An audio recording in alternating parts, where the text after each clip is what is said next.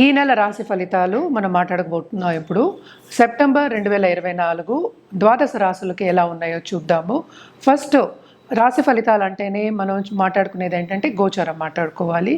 So ఏ గ్రహాలు ఎక్కడ ఉన్నాయో ఈ నెల చూద్దాం. ఫస్ట్ మనకి కుంభంలోనే శని ఉన్నారు, అందులో కూడా వక్రగతి ఆయనకి నవంబర్ 15th వరకు అలాగే ఉన్నారనమాట. మనకి మీనంలో ఏమో రాహు ఉన్నారు, అలాగే కన్యలో ఏమో మనకి కేతు ఉన్నారు, అలాగే జూపిటర్ మోస్ట్ ఇంపార్టెంట్ గ్రహం, అంటే అన్నిటికీ బ్లెస్సింగ్స్ కావాలి కదా, గురు బ్లెస్సింగ్స్ కావాలి కనుక గురుడు మనకి మోస్ట్ ఇంపార్టెంట్ గ్రహం అవుతారు. ఆయనేమో మనకి వృషభంలో ఉన్నారు. అలాగే మనం చూసాము అంటే కుజుడు ఈ నెల అంతాను మనకి మిథునంలో ఉన్నారనమాట. అలాగే ఏంటంటే బుధుడు ఏంటి మనకి సింహానికి వస్తున్నారు, ఈ ఫస్ట్ వీక్ ఆఫ్ సెప్టెంబర్కి వస్తున్నారనమాట. అలాగే సూర్యగ్రహం మనకి 16వ తారీఖుకి కన్యకు వస్తున్నారు. అలాగే శుక్రగ్రహం కూడా మనకి second half of this month by September 18th కన్యకు వస్తున్నారు. సో కూటమి అనేది కన్యలో జరుగుతోంది. అంటే ఏంటంటే కేతుతో పాటు మనకి శుక్రుడు అలాగే సూర్యుడు కూడా కలిసి ఉంటున్నారనమాట ఈ నెల అంతాను. సో కొన్ని రాసుల వాళ్ళకి చాలా బాగుంటుంది, కొన్ని రాశి వాళ్ళకి మిశ్రమ ఫలితాలు ఘోషిస్తున్నాయి. మనం ఏ రాశికి ఎలా ఉందో చూద్దాము. తప్పక స్కిప్ చేయకుండా వీడియోని చూడండి. అలాగే ఈ ఛానల్ని సబ్స్క్రైబ్ చేసుకోవడం మర్చిపోవద్దు. ఇప్పుడు మనం మాట్లాడుకోబోయేది సింహరాశి వాళ్ళ గురించి.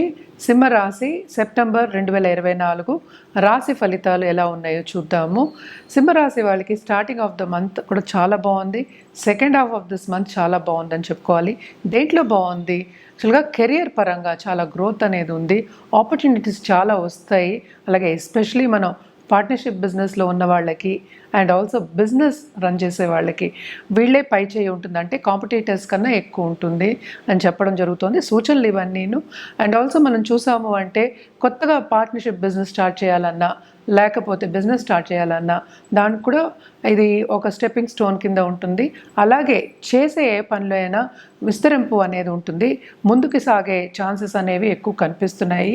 అలాగే మనం చూసామంటే సెకండ్ హౌస్లో కేతు ఉన్నారు, ఈవెన్ సూర్యగ్రహం ఈ రాశికి అధిపతి అయిన సూర్యుడు కూడా మనకి second half of this month కిందకి దిగుతున్నారు. వీనస్ కూడా అంటే శుక్రుడు కూడా మనకి 2వ ఇంట్లోకి వస్తున్నారు కనుక తప్పక వీళ్ళకి డబ్బు వచ్చే సూచనలు, ఆర్థికంగా ఎదిగే సూచనలు, అలాగే కెరియర్లో వీళ్ళకి ఒక ఇంక్రిమెంట్ రావడం కానీ ప్రమోషన్ రావడం కానీ తప్పక జరుగుతుంది. అవి కూడా సూచనలు కనిపిస్తున్నాయి అన్నమాట. కెరియర్ పరంగా అయితే చాలా బాగుంది. వీళ్ళు ఎక్కడ జాగ్రత్తలు తీసుకోవాలి అంటే తప్పక కుటుంబ పరంగా, ఎందుకంటే ఈగో క్లాషెస్ రాకుండా చూసుకోవాలి. అలాగే మిస్అండర్స్టాండింగ్స్ అంటాం, మిస్అండర్స్టాండింగ్ రాకుండా ఎస్పెషల్లీ దంపతుల మధ్యన రాకుండా చూసుకోవాలి. నోటి దుడుసు అనేది కొంచెం తగ్గించుకోవాలి అని చెప్పడం జరుగుతోంది. ఇది కూడా సూచనే, ఎస్పెషల్లీ పై వాళ్ళతోనూ పార్ట్నర్స్తోనూ. అలాగే ఏంటంటే వీళ్ళ పార్ట్నర్స్కి కూడా, అంటే లైఫ్ పార్ట్నర్స్ అవ్వచ్చు, బిజినెస్ పార్ట్నర్స్ అవ్వచ్చు, చాలా బాగుంటుందనే చెప్పుకోవాలి. అండ్ ఆల్సో మోస్ట్ ఇంపార్టెంట్ ఏంటంటే ప్రాపర్టీ విషయంలో ఎవరికైనా కోర్ట్ కేసెస్ ఉన్నా, లీగల్ ఇష్యూస్ ఉన్నా అది వెంటనే తేలదు, అది ఇంకా వాయిదా పడుతూ ఉంటుందని చెప్పడం జరుగుతోందన్నమాట. ఇది కూడా సూచనలే. అలాగే కొత్తగా పెళ్ళి కావాలి, పార్ట్నర్ కోసం వెతుకుతున్నాము, లేకపోతే లవ్ రిలేషన్షిప్ కావాలనుకున్న వాళ్ళందరికీ ఈ నెల బాగుంటుంది.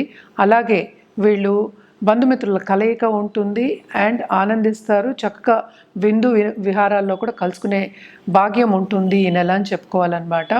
వీళ్ళు హెల్త్ విషయంలో మాత్రం ఎస్పెషలీ ఇన్ఫెక్షన్స్ రాకుండా, అలాగే ఎక్కువ శ్రమపడి అలసట రాకుండా చూసుకోవడం అనేది ఎక్స్ట్రీమ్లీ ఇంపార్టెంట్.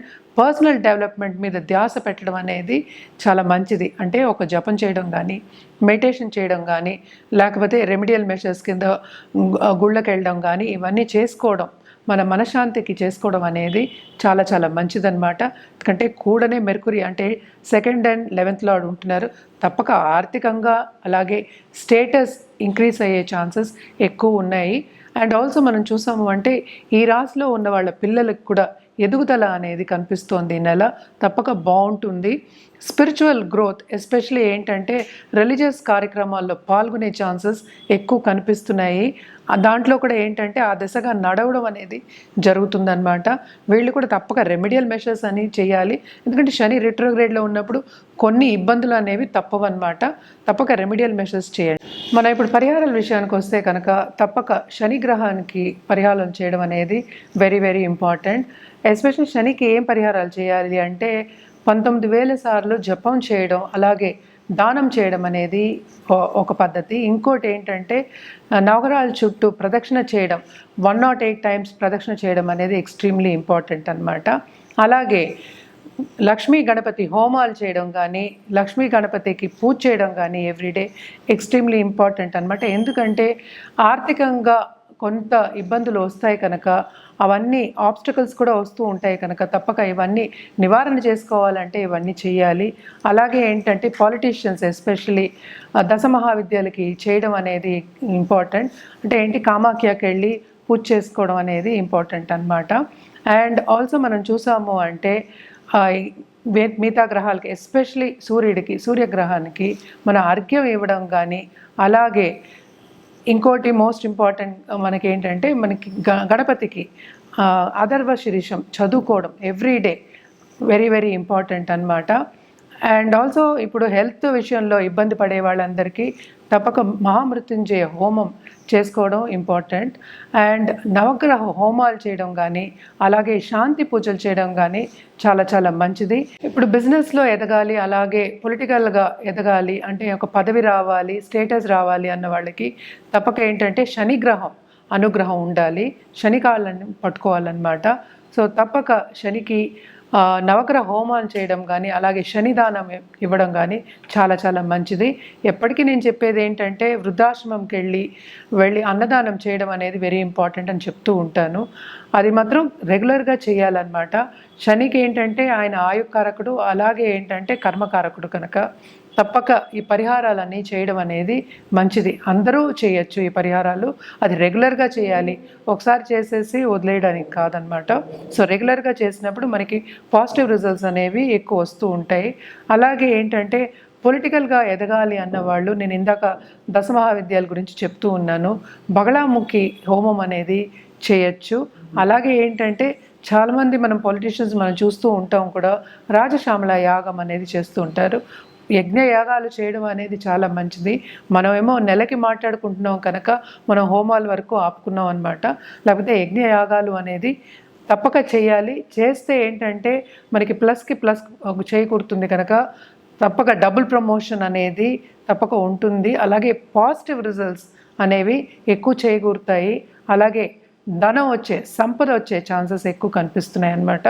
తప్పక బగళాముఖి అనేది పొలిటికల్గా వాళ్ళు ఎదగాలి అన్నవాళ్ళు చేయడం అనేది చాలా మంచిది. ఎస్పెషలీ కామాఖ్యకి వెళ్ళి చేసుకోవచ్చు. అలాగే ఏంటంటే మనకి చెప్పారంటే కూడా మన దగ్గర పురోహితులు కూడా ఉన్నారు.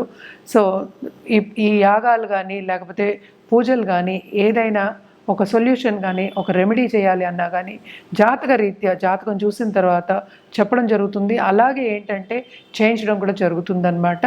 తప్పక సంప్రదించండి.